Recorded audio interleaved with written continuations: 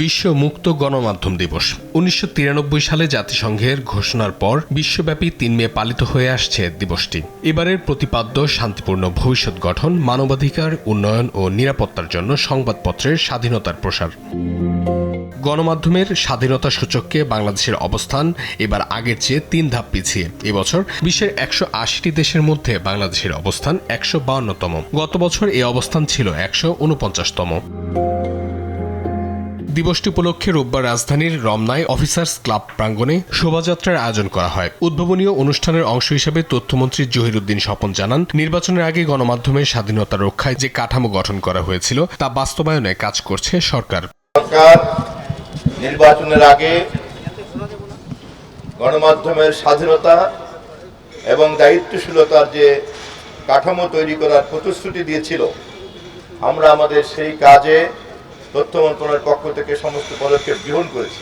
বিশ্ব মুক্ত গণমাধ্যম দিবস উপলক্ষে ইউনেস্কো টিআইবি বিশেষ আলোচনা সভার আয়োজন করে। সভায় প্রধানমন্ত্রীর তথ্য ও সম্প্রচার উপদেষ্টা ডক্টর জাহেদুর রহমান বলেন, প্রতিহিংসার দেশ হলে সাংবাদিকরা লিখতে, বলতে ও সংবাদ প্রচার করতে ভয় পাবে।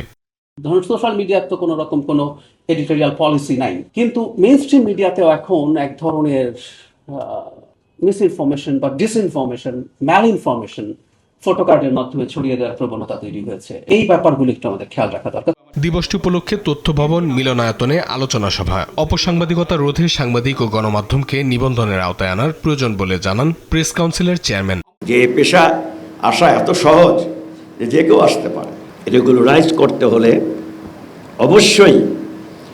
অবশ্যই সাংবাদিকদের নিবন্ধন ও তালিকাভুক্তি অবশ্যই করতে হবে।